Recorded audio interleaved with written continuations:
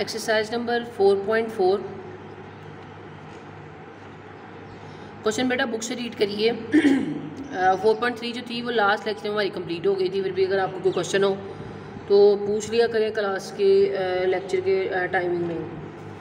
Rationalise the denominator of the following.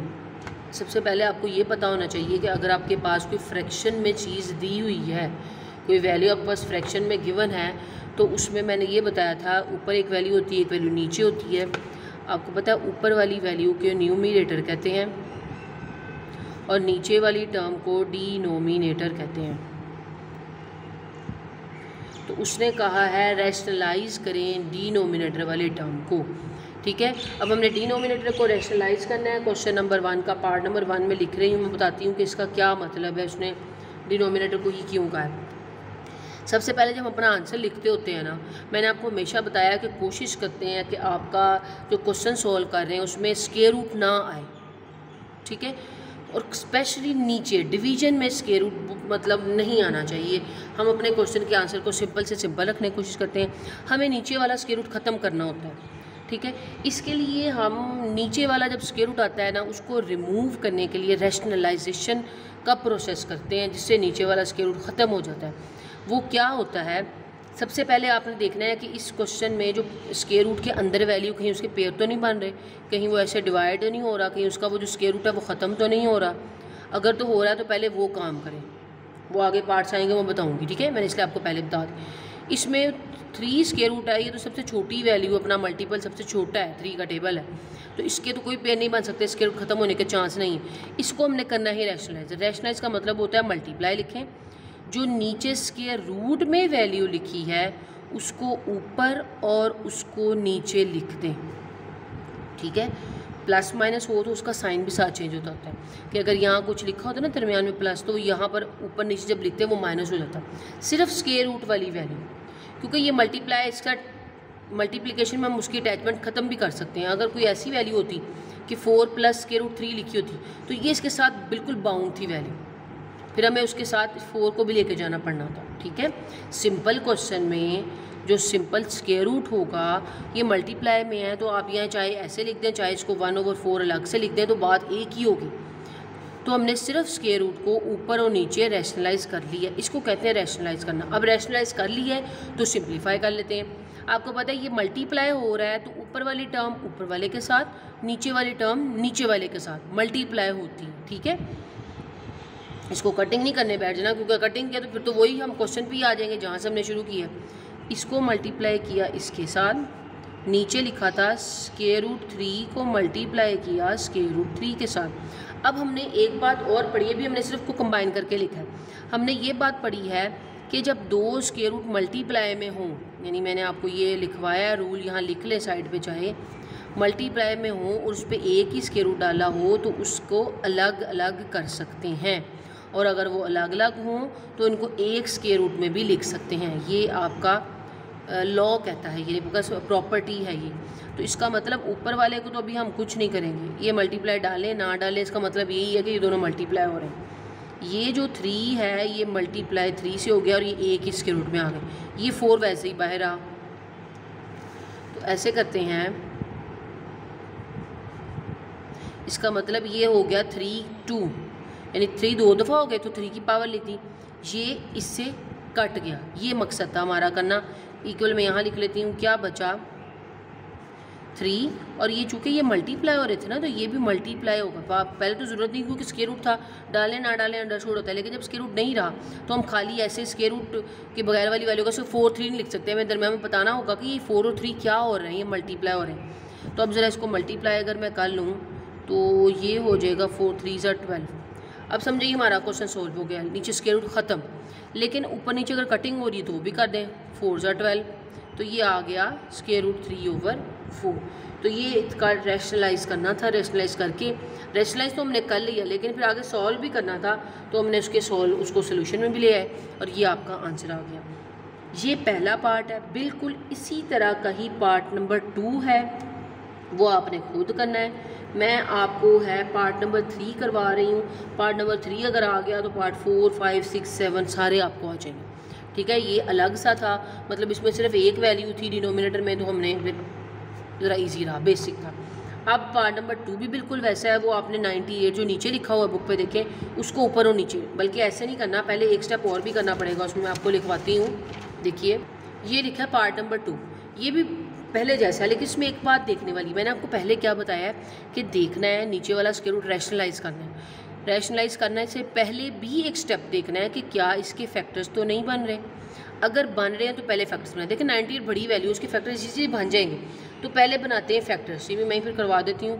2 4 ज़ा 8, एक बच गया, 2 9 ज़ा 18, 7 7 ज़ा 9, 7 1 ज़ा 7, यही बन सकते थे छोटे से छोटे फैक्टर।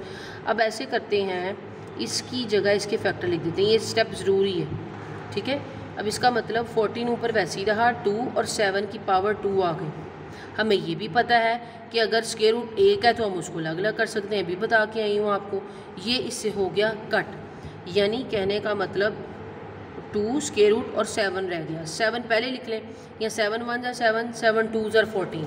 हमारे पास फाइनल क्या बचा, 2 ओवर स्क्वायर रूट 2। यानी हमारे पास समझे अब क्वेश्चन शुरू हो रहा है। ये नहीं कह देना कि हमने उसके पेज बना लिए और हमने, हमारा मेन काम तो रैशनलाइज करना है। रैशनलाइज इसलिए करना है क्योंकि हमें नीचे स्क्वायर रूट नहीं चाहिए, नीचे स्क्वायर रूट तो अभी भी है।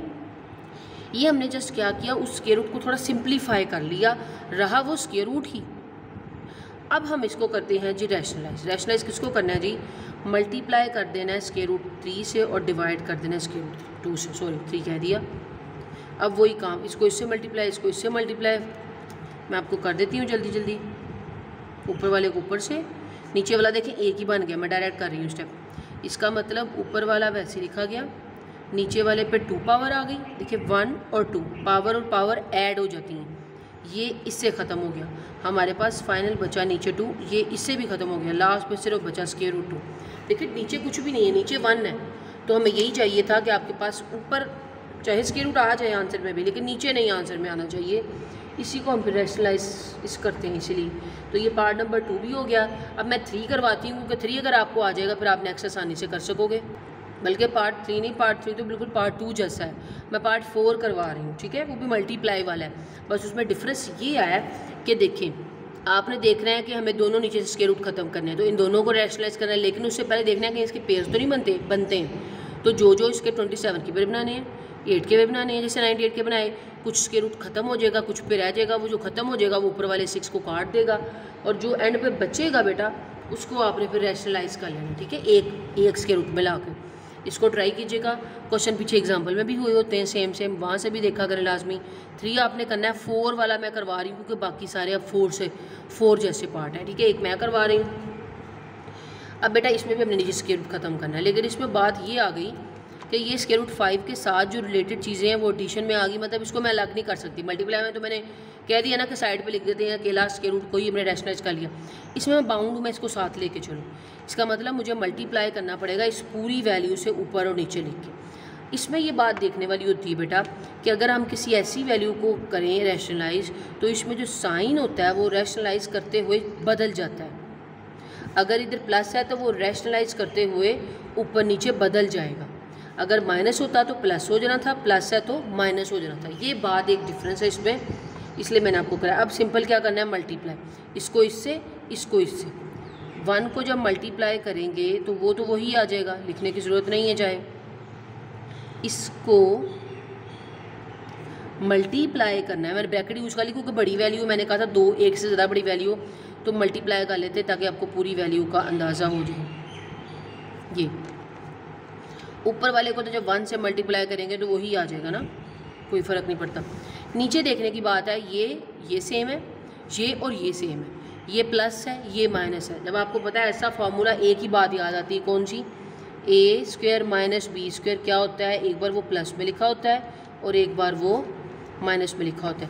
ए प्लस बी ए माइनस बी, ए प्लस बी ए माइनस बी लिखा हुआ है, क्या उसकी जगह हम ये लिख सकते हैं, ए स्क्वायर माइनस बी स्क्वायर। हमेशा ये जो नीचे 4 पार्ट बचे हैं ना, इनमें अगर ऐसा होगा तो आपने, अगर अलग अलग साइन होंगे तो आप इनको ऐसे इकट्ठा कर लें।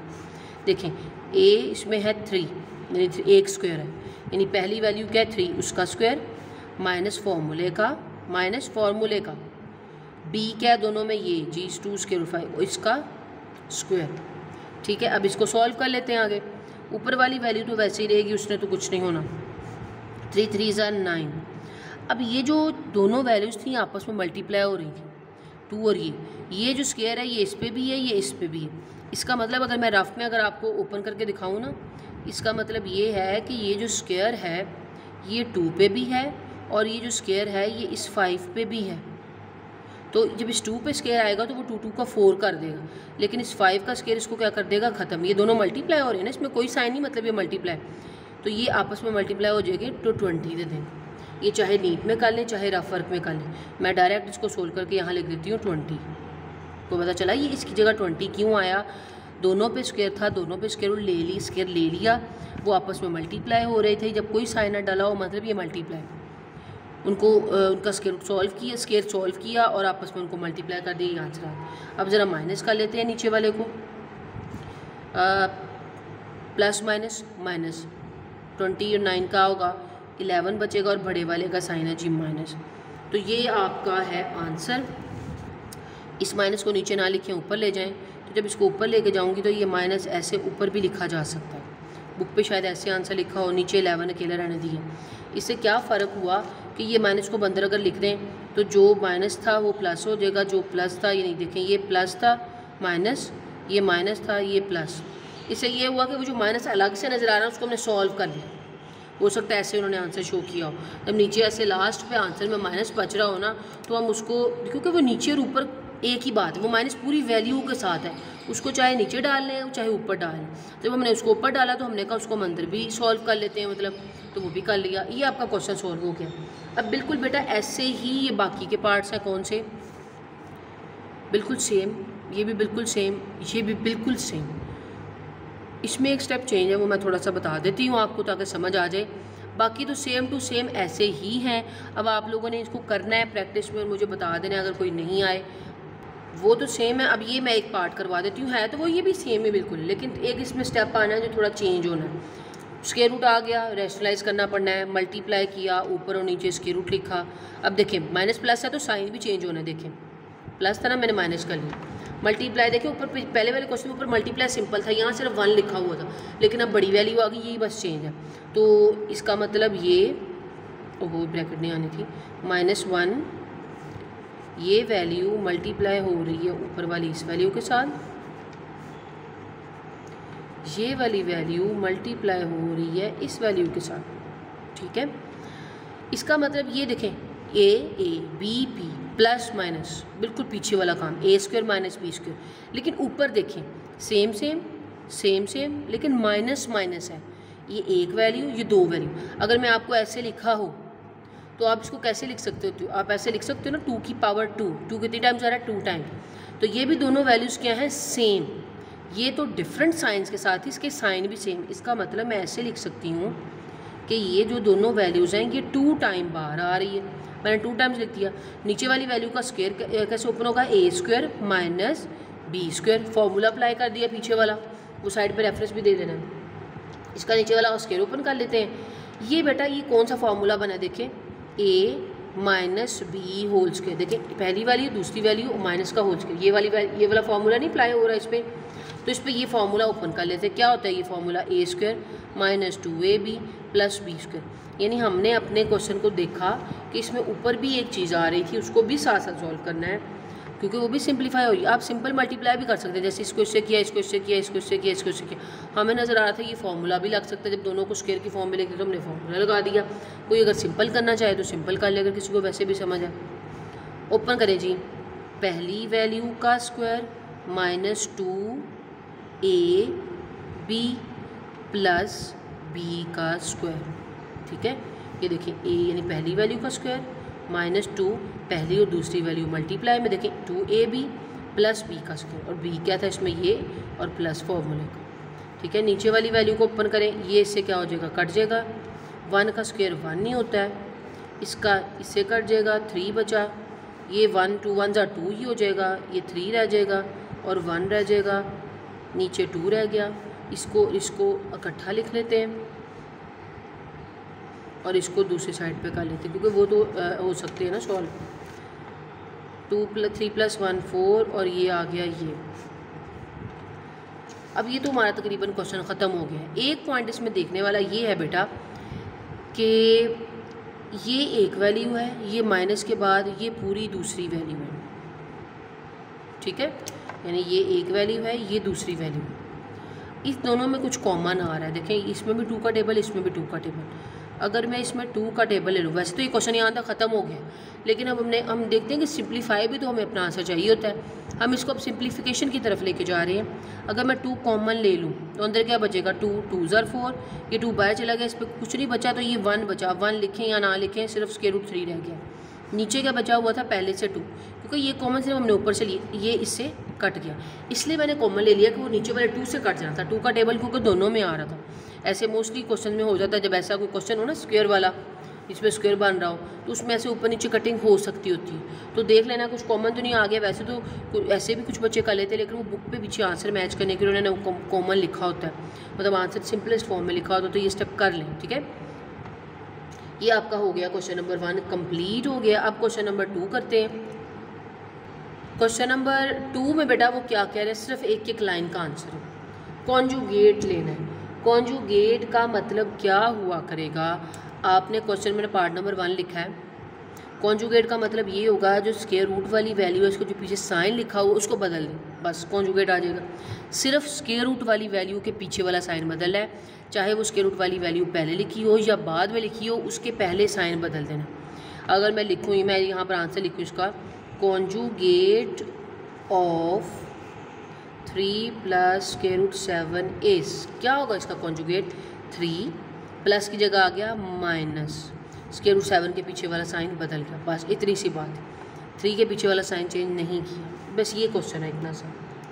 एक और पार्ट करवा रही हूँ, बस एक बताना है, इसमें MCQs में आ सकता है मोस्टली। उसने कहा इसका कॉन्जुगेट ले, हम लिखते हैं conjugate of 4 square root minus 5 is, क्या होगा, 4 स्क्वायर रूट प्लस 5। प्लस हो तो माइनस, माइनस हो तो प्लस। अब जैसे एक क्वेश्चन है, किसी में अगर स्क्वायर रूट पहले लिखा हो तो सब में स्क्वायर रूट बाद में ही लिखा है, ठीक है। तो अब ये आपने करना है कि आज के लिए फिर इतना ही कर लेते हैं, नेक्स्ट बाकी करेंगे। अभी आपको ज़्यादा काम तो नहीं आज होमवर्क में मिला, मोस्टली पार्ट्स मैंने ही करवा दिए हैं। तो फिर आज का आपका होमवर्क अब ये है, पहले तो आपने 4.1 का 4.4 का 1 और 2 क्वेश्चन मुकम्मल कर लेना है, ठीक है, ये कंप्लीट हो जाएगा। प्लस क्या करना है, MCQs देख लेने हैं, क्योंकि अभी लास्ट एक्सरसाइज रहेगी, ये मोस्टली सारा कुछ कर चुके हो आप, ठीक है। ये इसलिए से देख लें, चाहे तो अभी इसको मार्क कर लें, MCQs के निशान पॉइंट्स लगे हुए हैं, ऑप्शंस MCQs करने हैं आपने आज बुक के ऊपर होमवर्क में। जौन सा MCQs नहीं समझ आता तो वो पूछ लीजिएगा। अगर आप आज वाला लेक्चर शाम को ले रहे होते हैं या फिर आप लेक्चर लेके नोट कर लेते हैं और पूछने का टाइम नहीं बचता, तो आप अगले दिन जब लेक्चर शुरू होता है ना मेरा, तो आप पूछ लिया करें कि मैम ये कल वाला काम था, इसमें मुझे ये वाला जो पॉइंट है ये समझ नहीं आया, ये बता दें ज़रा, ठीक है। मतलब पीछे वाले दिन का काम जैसे होमवर्क नहीं बताते आप, वैसे पूछ लिया करें लेक्चर में ही, और जो काम चेक करवाते हैं काइंडली वो लेक्चर में ही सेंड किया करें, वो ज़्यादा बेहतर यही है। अच्छा, एक ये मैंने आपको काम दिया कि MCQs करना है। दूसरी बात ये करनी है कि ये देखिए, एक ये वाला जो लास्ट वाला MCQ ना, ख़ास तौर पे ये देखिए, ये आज वाले की तरह है, ये भी कर लीजिएगा अगर हुआ आपसे, मतलब जो MCQs होते हैं वो कर लें। जो आज आई थिंक सो फिर इतना कोई काम नहीं है करने वाला, पीछे से भी देने वाला। ये जो मैंने आपको कहा था कि 5 क्वेश्चन कर लें, यूस वाले की तरह था, ये आपने कर लेना है पीछे से। बाकी फिर आज कुछ इतना काम नहीं है। डेफिनेशन आई थिंक सो मैंने आपको अलजेब्राइक एक्सप्रेशन की करवाई हुई है या नहीं करवाई हुई स्टार्टिंग में, आई डोंट रिमेंबर, देख लेते हैं। आई थिंक सो मैंने आपको अलजेब्राइक एक्सप्रेशन की डेफिनेशन करवा दी है, हाँ जी करवाई थी, उसको भी रिकॉल कर लीजिएगा। बाकी काम जो है हम कल करेंगे इंशाल्लाह। आज के लिए फिर इतना ही बेटा, तो टिल देन अल्लाह हाफिज़।